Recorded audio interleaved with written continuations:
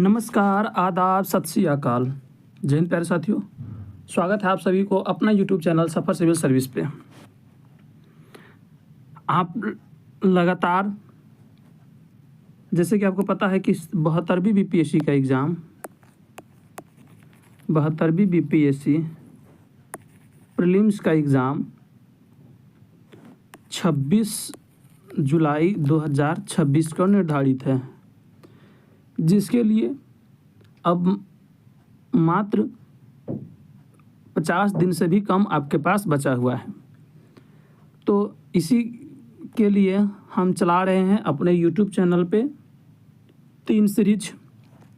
एक सुबह 10:30 बजे आपको मिलता है, सुबह 10:30 बजे बिहार स्पेशल की सीरीज, बिहार स्पेशल सीरीज।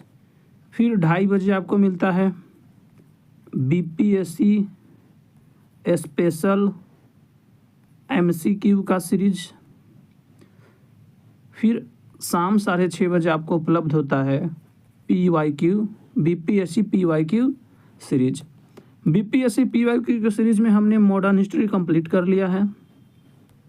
अगर आपने मॉडर्न हिस्ट्री का पीवाईक्यू नहीं देखा है तो इसी चैनल के प्लेलिस्ट सेक्शन में जाकर के, मॉडर्न हिस्ट्री वाले प्लेलिस्ट सेक्शन में जाकर के आप देख सकते हैं। कुल 16 वीडियो उसका बना है। उसके बाद हम शुरू किए थे करंट अफेयर की, करंट अफेयर 360 डिग्री पीवाईक्यू, जो 71वीं बीपीएससी के बाद लिए गए बीपीएससी द्वारा बीपीएससी के स्तर का प्रीलिम्स एग्ज़ाम है ऑब्जेक्टिव का, उसका हम 360 डिग्री एनालिसिस शुरू करने वाले थे, जिसका ओरिएंटेशन क्लास चल चुका था। लेकिन जैसे कि आप लोग को नोटिस मिला होगा कि किसी कारणवश उसे स्थगित करके अभी चलेगा आज से मैथ एवं रीजनिंग का सीरीज, मैथ एंड रीजनिंग। जैसे कि आपको पता है कि 10 क्वेश्चन मैथ रीजनिंग के हर हाल में आएगा ही आएगा। और मैथ रीजनिंग ऐसा सब्जेक्ट है जो काफ़ी एक्यूरेसी वाला सब्जेक्ट है, जिससे आप बनाएंगे तो आप 10 में 10 भी सॉल्व कर सकते हैं, 8 तो आराम से इजीली बना ही सकते हैं। तो ये काफ़ी एक्यूरेसी वाला सब्जेक्ट है, जो कि कम पढ़ाई करने के बाद भी हिस्ट्री एवं इकोनॉमिक्स से अच्छा आउटपुट देता है। तो उसी का अब हम पीवाईक्यू करने चल रहे हैं। सबसे पहले इसमें थोड़ा सा कॉन्सेप्ट देखेंगे और कॉन्सेप्ट के बाद सारी पीवाईक्यू को सॉल्व करेंगे। आपको कैसे सॉल्व करना है, तो आप जैसे ही वीडियो आपके सामने चल रहा होगा, तो जैसे ही आपके सामने क्वेश्चन आएगा तो आप उससे पहले सॉल्व करने का प्रयास करेंगे। अगर आपसे सॉल्व नहीं होगा तो जो हम वीडियो रोक करके आप उसे सॉल्व करने की प्रयास करेंगे। अगर वो आपसे सॉल्व नहीं हो पाता है तो जैसे हम सॉल्व करेंगे, आप उसके थोड़े से कंसेप्ट को एक कॉपी को 2 भाग में डिवाइड कर लेंगे, लेफ्ट साइड एवं राइट साइड में। राइट साइड में आप उस कंसेप्ट को लिखते चलेंगे। तो ये होगा कि जिस चैप्टर को हम पढ़ाएंगे उसका थोड़ी सी कंसेप्ट भी आपके ऊपर हो जाएगा, और हो सके तो कहीं उसी कंसेप्ट से एग्ज़ाम में आपका क्वेश्चन सॉल्व हो जाए। तो आज का चैप्टर होगा नंबर सिस्टम, संख्या पद्धति। इससे अच्छा खासा प्रश्न पूछा जाता है। तो आइए पहले हम थोड़ी सी कंसेप्ट की चर्चा करते हैं। नंबर सिस्टम, संख्या किसे कहते हैं, तो गिनती को संख्या कहते हैं। प्राकृतिक संख्याएं 1 से शुरू होती हैं, जबकि पूर्ण संख्याएं 0 से शुरू होती है। सम संख्या वो है जो 2 से विभाजित हो जाए, विषम संख्या वो है जो 2 से विभाजित ना हो। अभाज्य संख्याएं वो हैं जिसके केवल 2 गुणनखंड हो, और संयुक्त संख्या वो है जिसके 2 से अधिक गुणनखंड हो। अभाज्य संख्या और संयुक्त संख्या ये सभी समझ गए। सबसे छोटी प्राकृतिक संख्या 1 है और सबसे छोटी पूर्ण संख्या 0 है। अगर हम सबसे छोटी सम संख्या की बात करें तो 2 है। इस कॉन्सेप्ट को आप लिख लेंगे, रिवीजन करते रहेंगे। और सबसे छोटी संख्या 1 है, सबसे छोटी विषम संख्या, और सबसे छोटी अभाज्य संख्या -2 है, क्योंकि 2 अंकों से कटना चाहिए, जिसका 2 गुणनखंड होता है। 2 का कौन गुणनखंड होता है 2 और 1 और 2। सबसे छोटी संयुक्त संख्या 4 है, जिसका मतलब 2 से अधिक गुणनखंड हो। अगर सबसे छोटी अभाज्य संख्या की बात करें तो 2 है, सबसे छोटी संयुक्त संख्या 4 है, एकमात्र सअभाज्य संख्या 2 है। 1 से 100 तक कुल कितनी अभाज्य संख्या है तो 25। तो इसमें आप एक याद रखेंगे, हम एक नंबर आपको लिखा दे रहे हैं, 44, 22, 322, 321, 10 तक, 20 तक, 30, 40, 50, 60, 70, 80, 90, 100। अगर 10 तक कहेगा तो 4 गो अभाज्य संख्या है, 10, 11 से 20 तक 4 गो है, 20, 21 से 30 तक 2 गो है, और 30 से 31 से 40 तक 2 गो है। इसी प्रकार करते करते 91 से 100 तक आपको एक में देखने को मिलेगा, कुल 4 है। HCF कहेगा तो हाईएस्ट कॉमन फैक्टर होता है, LCM करेगा तो लो कॉमन LCM HCF आप पहले भी सीखे चुके हैं। 1001 किन संख्याओं से विभाजित होगा तो 7, 11, 13 से, और 9 से 99 विभाजित होगा का गुणनखंड होगा 333 एवं 37।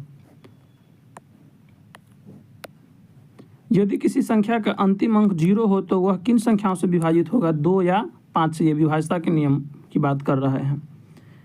यदि किसी संख्या का अंतिम अंक सम हो तो वह कैसी संख्या होगी, सम संख्या होगी। तो आप बताइए कि 45 सम है या विषम? 45 विषम संख्या है। तो ये सम और विषम की बात ही इसमें केवल हो रहा है। आइए आगे देखते हैं। यदि किसी संख्या का अंतिम अंक 5 हो तो वह किससे विभाजित होगा, 5 से केवल। सबसे बड़ी 2 अंकों की संख्या 99 है, सबसे छोटी 3 अंकों की संख्या 1000 है, क्योंकि 1000 से कम करेंगे तो 2 अंकों की संख्या हो जाएगी। सबसे बड़ी 3 अंकों की संख्या 999, सबसे छोटी 4 अंकों की संख्या 1000, और सबसे छोटी 3 अंकों की संख्या 100 है। 0 किस प्रकार की संख्या है? 0 एक पूर्ण संख्याएं हैं। 2, 3, 5, 7, 11 कैसी संख्याएं हैं? अभाज्य संख्याएं हैं। जिन संख्याओं का HCF 1 हो उन्हें क्या कहते हैं? सअभाज्य संख्याएं कहते हैं। किसी संख्या का अंतिम 2, 4, 6, 8 हो तो वह कैसी संख्या होगी? उसे हम सम संख्या कहेंगे। किसी संख्या का अंतिम अंक 1, 3, 5, 7, 9 हो तो उस संख्या को हम विषम संख्या कहेंगे। सबसे छोटी प्राकृतिक संख्या 1 है, सबसे छोटी पूर्ण संख्या 0 है, सबसे छोटी सम संख्या 2 है, सबसे छोटी विषम संख्या 1 है, और 24, 36 का LCM 12 होगा। ये तो आपको पता होगा। आइए छोटे छोटे हम क्वेश्चन को आपको कराते हैं। क्वेश्चन नंबर 1 है कि सअभाज्य संख्या किसे कहा जाता है? जिन संख्याओं का HCF 1 हो। 91 अभाज्य है या संयुक्त संख्या? तो ये एक संयुक्त संख्या है, 13 सत्ते 91 हो जाता है। 2 सबसे छोटी संख्या है तो ये एक अभाज्य सम संख्या है। 1 से 50 तक कुल कितनी अभाज्य संख्याएं हैं? तो फिर आप इसे 44, 22, 322 से याद करेंगे तो 4, 4, 8, 4, 12 और 3, 15 संख्याएं हैं। 6 से 25 का वर्गमूल क्या होगा? 25। 729 का घनमूल क्या होगा? 9। और 36, 48 का HCF क्या होगा? 12। LCM 36, 48 का क्या होगा? 144। किसी संख्या का वर्ग क्या होता है? संख्या गुने वही संख्या, मतलब 3 का वर्ग कहेगा तो 3 गुने 3 उसका वर्ग होता है। 19 का वर्ग 361, 15 का क्यूब 3375। 0 का वर्गमूल 0 होता है। सबसे छोटी अभाज्य संख्या 2 है, सबसे छोटी संयुक्त संख्या 4 है। 1001 किन संख्याओं से विभाजित होगा? तो 7, 11, 13 से। अब आइए, अब हम संख्याओं के योग के कुछ फार्मूला याद कर लेते हैं। जब आपको कहेगा कि n प्राकृतिक संख्याओं का योग, जैसे आपको दे दिया है 1, 2, 3, 4, 5, तब 5 या 5 छोड़िए तो आप 4 ही लीजिए। 4, तो n प्राकृतिक संख्याओं का योग, तो n इज इक्वल हो जाएगा अंतिम संख्या, तो n प्राकृतिक संख्याओं का योग n इंटू n प्लस 1/2। प्रथम n सम प्राकृतिक संख्याओं का योग, तो n इंटू n प्लस 1। प्रथम n विषम प्राकृतिक संख्याओं का योग n स्क्वायर हो जाएगा, और एक स्क्वायर से n स्क्वायर तक पूछेगा आपसे, तो n into n plus 1 2n plus 1/6 हो जाएगा, और उसी का अगर क्यू कर देगा तो n इंटू n प्लस 1/2 का होल स्क्वायर हो जाएगा। आइए अब अर्थमेटिक प्रोग्रेशन को थोड़ा देख लेते हैं। 2 से लेके आपको एनमापन कड़ा निकालने के लिए, तो एनमा टर्म बराबर होता है a into n minus 1 into D.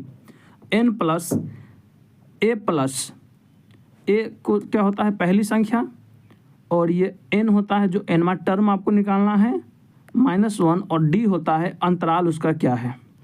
Some of nth term मतलब एनमा टर्म तक का योग क्या होगा, तो n/2 2a into n-1 into D, और 3 लगातार संख्याएं के लिए होगा a माइनस डी a और a प्लस डी, और 4 लगातार संख्याएं के लिए होगा a minus 3d a minus D a plus D और a प्लस 3d।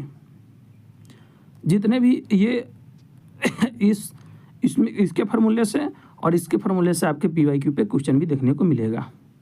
तो चलिए अब हम बढ़ते हैं आगे क्वेश्चन की तरफ।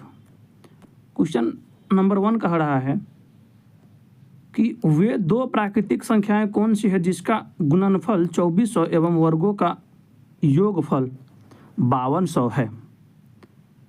आप इसे सोल्व करें। ये 67वीं BPSC री एग्ज़ाम में पूछा गया प्रश्न है 2022 में। तो इसे हम सोल्व कैसे करेंगे, इसे हम ऑप्शन पे ही सोल्व कर देंगे। अब देखिए दोनों का ऑप्शन नंबर ए में है 120 गुने 20, तो दोनों का गुणनफल 2400 हो रहा है, लेकिन वर्गों का योगफल तो 12 बढ़ाइए 144 और 20 भी सही है 400, इतना हो रहा है क्या, तो ये हो जाएगा 14,800, नहीं 5200 ही पूछ रहा है, तो ये नहीं होगा ऑप्शन ए। ऑप्शन बी लेंगे तो 8 3 2400 पूर जा रहा है, 8 8 6400 और 3 तिहाई 900, 0 0 9 4 13 के 3 6 1 7, नहीं 7300 हो जा रहा है, लेकिन मुझे 5200 ही पूरना चाहिए।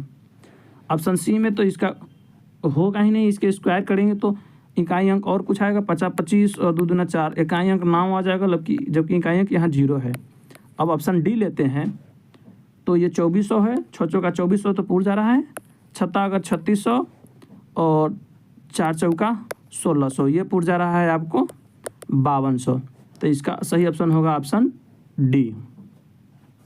लेकिन इसे एक प्रकार से और बना सकते हैं, वो 2 प्राकृतिक संख्या है जिसका गुणनफल 2400 हो, तो प्राकृतिक संख्या में हम ले लेंगे a गुने b 2400 हो जाएगा, और a square plus b square बराबर 5200 हो जाएगा। तो ऐसे भी आप करके क्या निकाल सकते हैं ab, तो a प्लस b के होल स्क्वायर बराबर होता है a square plus b square plus 2ab, तो a square plus b square कितना है 5200 प्लस 2 गुने 2400 बराबर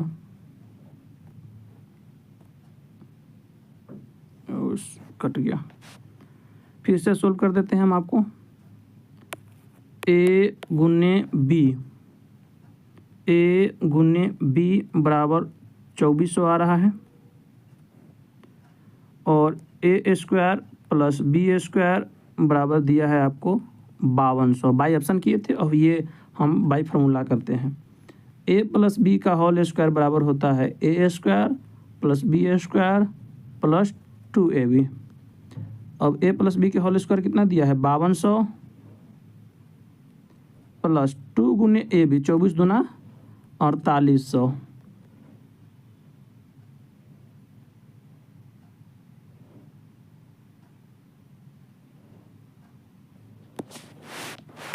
तो इस सब को जोड़ेंगे तो 10,000 आपका 10,000 आपका आ जाएगा। तो अब आप बताइए कि इसमें से कौन सा ऑप्शन है जिसका जोड़ आपको 100 आएगा। A + B 100, तो ये है 100 आने वाला ऑप्शन डी ही है। चलिए आगे बढ़ते हैं। प्रश्न संख्या 2।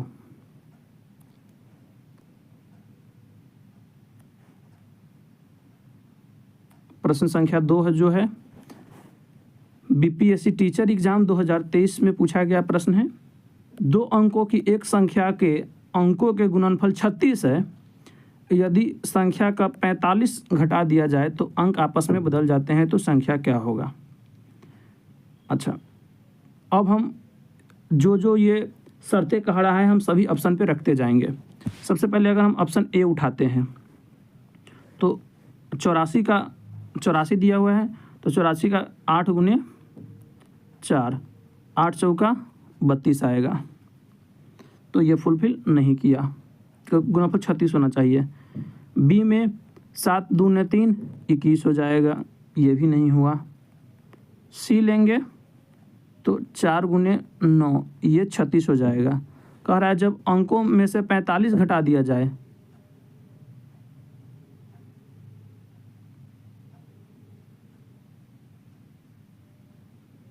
तो अंक आपस में बदल जाते हैं। तो 49 में से आप 45 घटाइए तो ये 4 हो जाता है, तो ये बदलता नहीं है, तो इसमें से कोई नहीं होगा, उपयुक्त में से कोई नहीं इसका सही जवाब हो जाएगा। ये बाई ऑप्शन बनाए हैं। चलिए आगे बढ़ते हैं। अगला प्रश्न जो कह रहा है कि यदि n कोई धनात्मक पूर्णांक है तो 3 के पावर 4n माइनस 4 के पावर 3n 4n किस से विभाजित होगा। तो n कोई धनात्मक पूर्णांक है तो धनात्मक पूर्णांक में हम n बराबर 1 ही ले लेते हैं। तो क्या होगा 3 के पावर 4 माइनस 4 के पावर 3, तो 3 × 9 = 27 × 81 माइनस 4 चौका 16 और 16 चौका 64। जब घटाएंगे तो क्या आ जाएगा 7, तो ये किससे विभाजित होगा 7 से। ऑप्शन ए इसका सही जवाब हो जाएगा। चलिए आगे बढ़ते हैं। अगला प्रश्न जो है ये 67वीं बीपीएससी प्रीलिम्स एग्जाम 2022 में पूछा हुआ है। कह रहा है कि 2 संख्याओं के वर्गों के बीच का अंतर 2,56,000 है और संख्याओं का योग 1,000 है, तो संख्याएं हैं। आइए इसको हम बाई ऑप्शन बनाते हैं। अगर ऑप्शन ए उठाते हैं तो कह रहा है कि संख्याओं का योग 1,000 होना चाहिए, संख्याओं का योग 1,000 है, और वर्गों का अंतर, तो छठा अगर 36 पे 40 और 4 चौका 16 पे 40, वर्गों का अंतर कितना आ रहा है,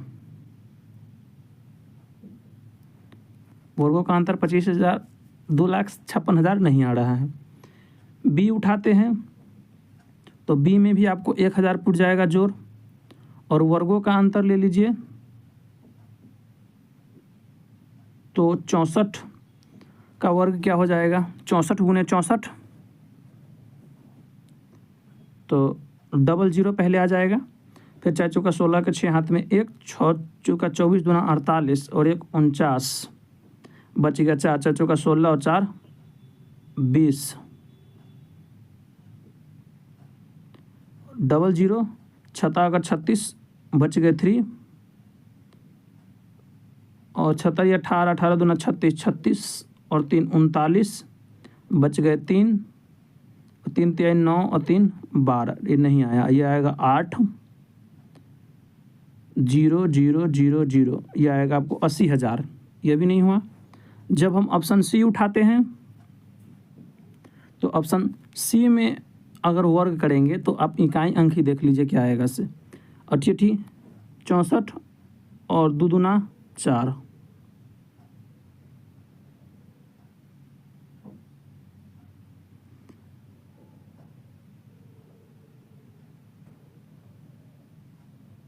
एक मिनट, इसका वर्ग करते हैं ऑप्शन सी का।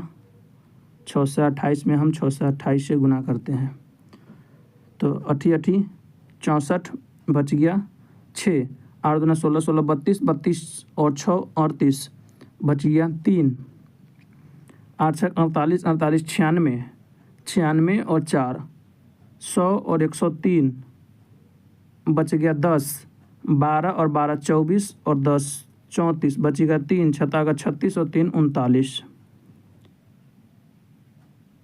ये तो 3,94,000 आपको आ जाएगा ये। अब हम यहाँ करते हैं 372 का। 2 दूना 4, 14 14 28 बच गया 2, 7 7 49, 6 6 12, 49 और 12, 49 और 12, 9 2 11 के 1 हाथ में 1, 4 1 5 और 1 6 61 और 2 62 63 के 3 बच गया 6,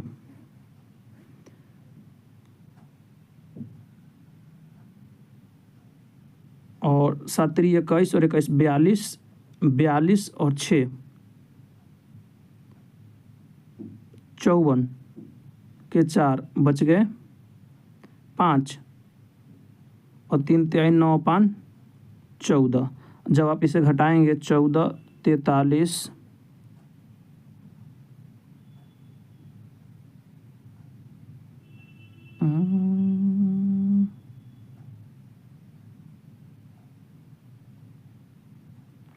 1 सेकेंड,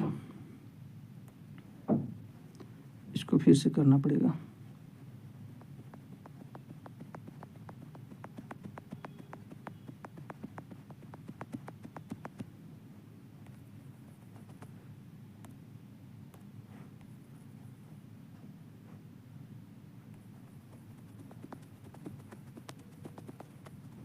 आइए इसको फिर से गुना करते हैं। 3 अंक की गुना एक लाइन में।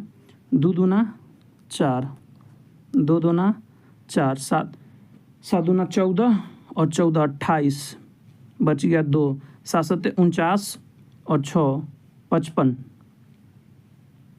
49 6 55 और 6 61 और 2 63 बच गया 6, 7 3 21 21 42, 42 और 6 48 बच गए 4, 3 3 9 4 13। अब आ जाएगा 84 3 138 0 0 0 8 6 14 और 5 और 2 आ गए 2,56,000 और जोड़ भी है, योग भी है 1,000। तो इसका सही जवाब होगा ऑप्शन सी। आइए अगला प्रश्न, प्रश्न संख्या 6, जो कि 65वीं बीपीएससी एग्जाम 2020 का पूछा गया प्रश्न है। एक संख्या को 114 से भाग देने पर 21 शेषफल बचता है। यदि उसी संख्या को 9 से भाग दिया जाए तो शेषफल क्या बचेगा? तो ऐसे प्रश्न में अब हम आपको एक बात बताते हैं। एक संख्या आप ले लीजिए, मान लीजिए आप 18 ले लीजिए। 18 में आप 5 से भाग देते हैं तो शेषफल कितना बचता है? 3। और जब 2 से भाग देंगे तो शेषफल क्या बचेगा? 1। तो आप उस संख्या में भाग न दे करके जो शेषफल है उसी में भाग दे करके भी शेषफल निकाल सकते हैं। तो 21 में 19 से भाग देंगे तो क्या शेषफल बचेगा? 2। ऑप्शन क्या होगा? Option number C. अगला प्रश्न कह रहा है कि यदि 3 क्रमांक संख्याओं का गुणनफल 120 है तो उन संख्याओं का योग क्या होगा? ये 65वीं बीपीएससी री एग्ज़ाम 2020 में ही पूछा गया प्रश्न है। यदि 3 क्रमागत संख्याओं का योग 120 है, ए गुणनफल ए गुने ए प्लस 1 गुने ए प्लस 2 ये कह रहा है तो इन संख्याओं का योग क्या होगा। तो पहले हम इसका गुणनखंड निकालते हैं। 120 का तो क्या आता है 2 से 1 मिनट 4 5 6 सोच तो लिए 6 5 30 और 4 3 12 120 और लगातार क्रमागत संख्या भी है तो इसका योग क्या आ जाएगा 5 4 9 और 9 6 15। ऑप्शन डी इसका सही जवाब होगा हो जाएगा। अगला प्रश्न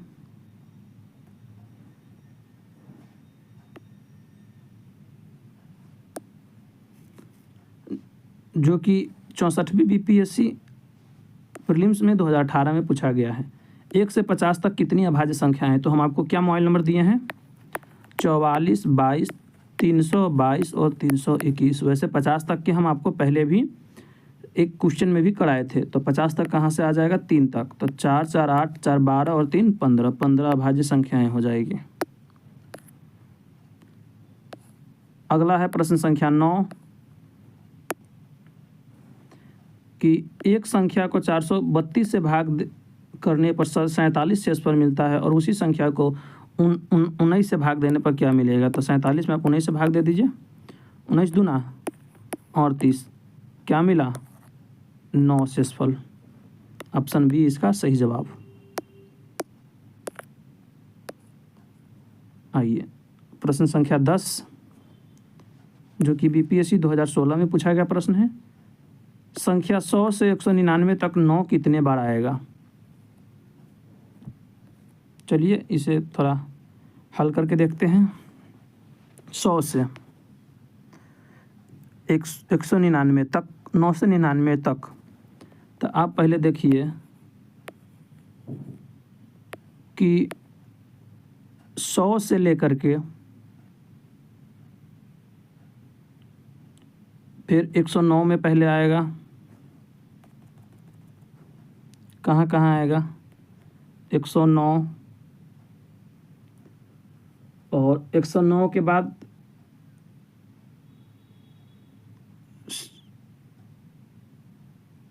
900। तो सबसे पहले कि 900 में ही आपको 100 बार मिल जाएगा। 900 से 999 तक कितने बार आएगा। तो केवल 9 9 ही ये 100 बार आ गया और 10 बार ये आया तो 100 प्लस 10 बार ये 9 और फिर एक बार ये तो 11 बार। उसके बाद 100 से ले करके 109 से जब आप आगे बढ़ेंगे तो आपको 190 मिलेगा। तो 10 वो और हे प्रभु 10 वो आपका हो गया। इसको मिटाने दीजिए।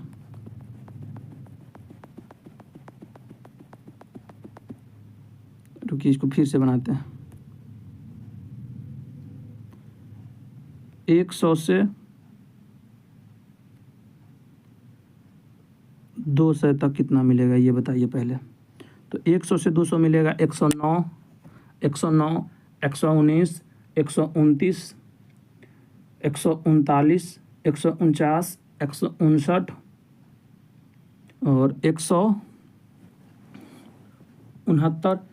179 और 189। तो कितने हो गए 9 और फिर 191 वाला सीरीज में आपको मिलेगा 11 तो 20 को ये हो गया।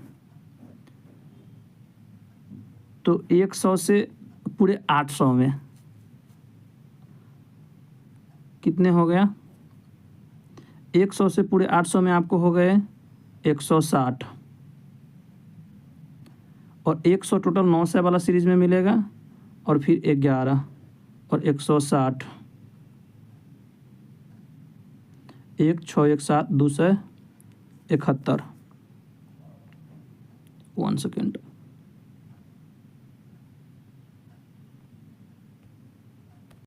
आइए, थोड़ा सा मिस्टेक हो रहा था, उसका भी समाधान कर लिया गया है। 100 से जब हम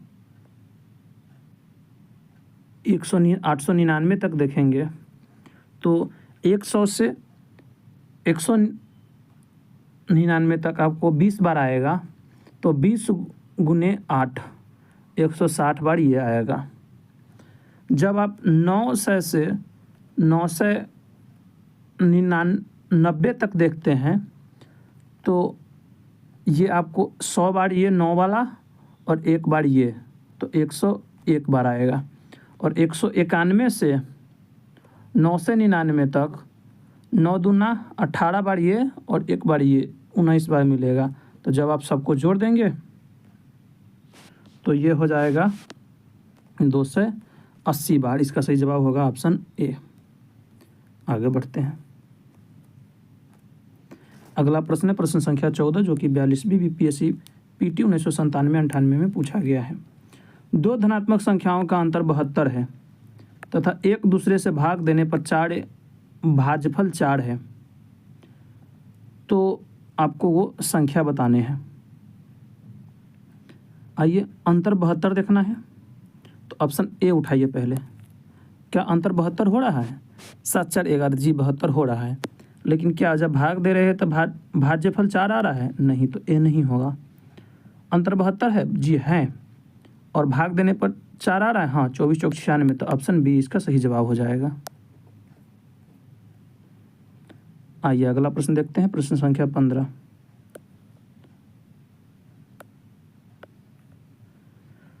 जो कि 42वीं बीपीएससी प्रीलिम्स एग्जाम 1997-98 में पूछा है।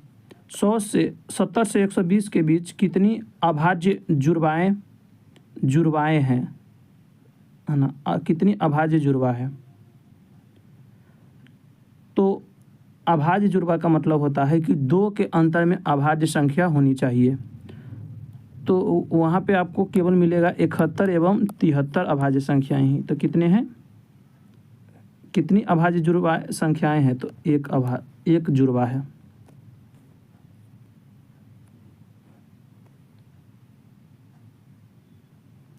अगला प्रश्न प्रश्न संख्या 16,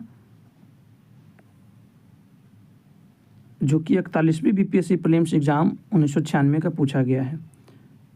3 रूट संख्याओं का योगफल 100 है, उनमें से एक दूसरे से 36 अधिक है, तो उच्चतम रूट संख्या ज्ञात करें।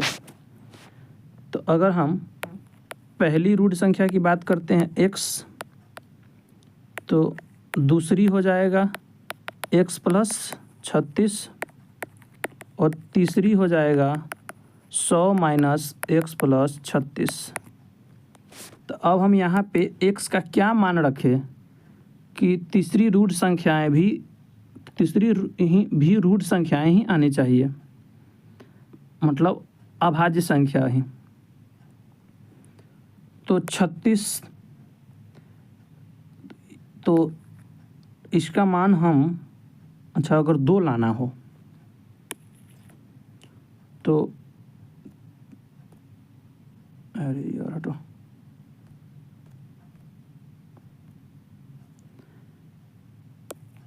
पहली को मान लिए x, दूसरी हो गया x प्लस 36 और तीसरी आ जाएगा 100 माइनस x प्लस 36। 2 लाना तो 98 पुराना पड़ेगा, तो 98 माइनस 36, 2 और 6, अगर यहाँ हम 51 रखते हैं तो 6 1 7 और 5 3 7 और 8 87, हाँ 13 आ जाएगा रूट, बिल्कुल सही। तो 51 और 36 कितना हो जाएगा? 87 67।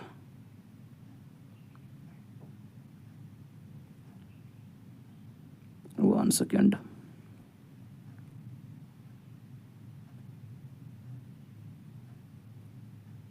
क्या हो गया जी?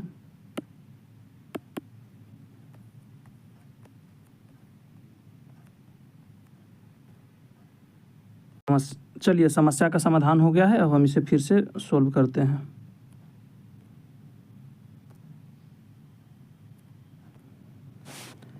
थोड़ी सी मिस्टेक हो रहा था। पहली है, अगर x लेते हैं तो दूसरी होगा x प्लस 36, तो तीसरी जो होगा वो हो जाएगा 100 माइनस x प्लस 36, ये ना होगा जी, यहीं पे मिस्टेक हो रही थी। तो 100 माइनस 2x प्लस 36 हो जाएगा। तो यहाँ पे x का क्या मान ले कि तीसरी भी रूट संख्याएं हैं। जब हम अगर x का मान x बराबर 31 लेते हैं तो 31 दूना 62, 31 दूना 62 और 36, 1 सेकेंड। चलिए, अब पूर्ण समस्या का समाधान कर लिया है, अब की बार बिल्कुल बन जाएगा। अगर हम पहली को माने x, तो दूसरी हो जाएगा x प्लस 36 और तीसरी हो जाएगा 100 माइनस 2x प्लस 36, तो 64 माइनस 2x। x का मान क्या ले कि तीसरी भी एक अभाज्य संख्या ही आए, तो x का मान अगर हम 31 लेते हैं तो 31 दूना 62 हो जाता है, और ये फिर आपको 64 माइनस 62 बराबर 2 एक अभाज्य संख्या आता है। तो x का मान ले लिए 31, तो सबसे बड़ी रूट संख्या होगी अभाज्य संख्या 31 प्लस 36 बराबर 67, जिसका आपका ऑप्शन होगा B. B is the right answer. चलिए आगे बढ़ते हैं। अगला प्रश्न है 17। ये 41वीं बीपीएससी प्रीलिम्स एग्जाम 1996 में पूछा है। यदि 7 के पावर 13 प्लस 1 6 से भाज्य हो तो शेषफल क्या होगा? 7 के पावर 13 प्लस 1 6 से भाज्य हो। अगर हम 6 में इसके बेस में भाग देते हैं तो कितना बचेगा? 1 के पावर 13 प्लस 1/6। 1 के स्क्वायर करेंगे तो 1 ही आएगा, 1 प्लस 1 तो क्या आएगा? शेषफल आएगा 2। ऑप्शन सी इसका सही जवाब। अगली संख्या है, अगली क्वेश्चन है क्वेश्चन नंबर 18। ये बीपीएससी टीचर एग्जाम में पूछा गया प्रश्न है। 1 से 50 तक कितनी अभाज्य संख्याएं आती है? TRE4 वाले हो, TRE4 वालों, आप इसे अवश्य याद कर ले, क्योंकि लगातार आपके एग्ज़ाम में पूछा हुआ है। तो 44, 22, 322, 321, वैसे हम आपको पहले ही बता चुके हैं कि ये पूरा 15 आएगा, और क्वेश्चन में भी सोल्व कराए हैं, तो ये 15 इसका सही जवाब ऑप्शन बी होगा। अगला प्रश्न है प्रश्न संख्या 19। तीन अंकों की कितनी संख्याएं 5 से विभाज्य हैं? 3 अंकों की कितनी संख्याएं 5 से विभाज्य है? ये कि बीपीएससी TRE टीचर एग्ज़ाम में ही पूछा गया है। तो 9 से 99 3 अंकों की बट्टे 5 और माइनस 99 बट्टे 5, 19 पच्चे 95, बच गया 4 और 9 पच्चे 45 और 19 पच्चे 95, आया कितना?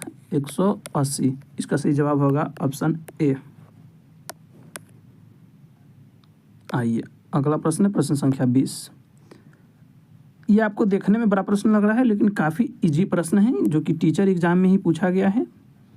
एक पिज़्ज़ा वाला पहले दिन 2 5वें पिज़्ज़ा और दूसरे दिन 3/4 पिज़्ज़ा और तीसरे दिन 9/16 पिज़्ज़ा का वितरण करता है। यदि प्रत्येक दिन की शुरुआत में उसके पास समान पिज़्ज़े थे तो उसने किस दिन सबसे अधिक पिज़्ज़ा वितरण किया? मतलब इसमें किसका मान सर्वाधिक होगा ये आपको बताना है। तो इसका मान होगा 0.5। इसका अगर मान हम ज्ञात करते हैं तो 0.75 आएगा, और इसका मान हम ज्ञात करते हैं तो 16 पंचे 80, 0.5 और 16 छक 96, 56 आएगा। तो सबसे सर्वाधिक मान आ रहा है 3/4 के। तो 3/4 3/4 कब कर रहा है? दूसरे दिन। तो सही जवाब क्या होगा? ऑप्शन बी, दूसरे दिन।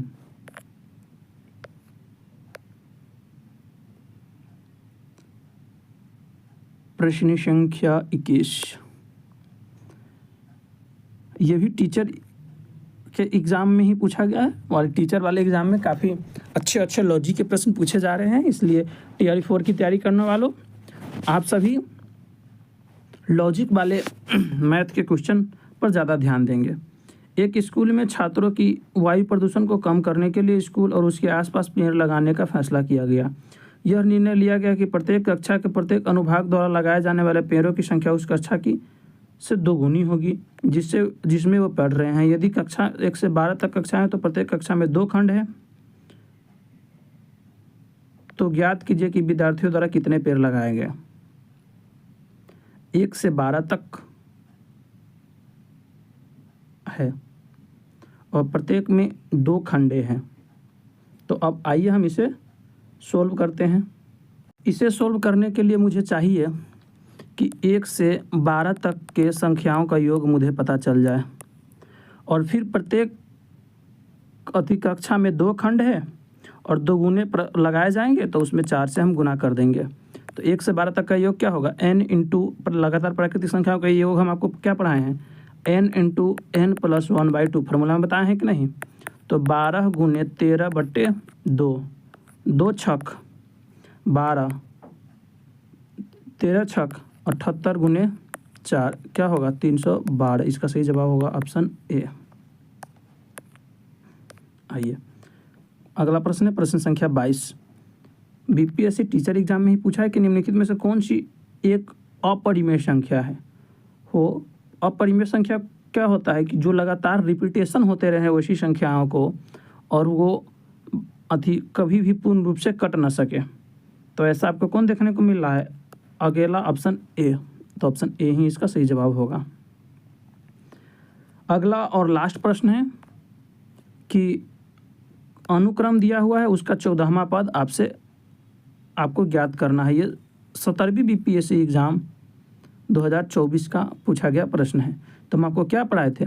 nवां पद बराबर पढ़ाए थे कि a माने प्रथम संख्या तो 14 है, फिर nवां 14वां टर्म निकालना है -1 और d क्या है? मतलब अंतराल कितना है? -2 का, तो -2 का अंतर है।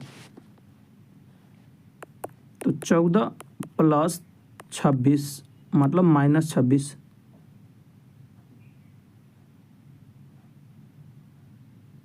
ये 13 और 13 दूना 4 का है।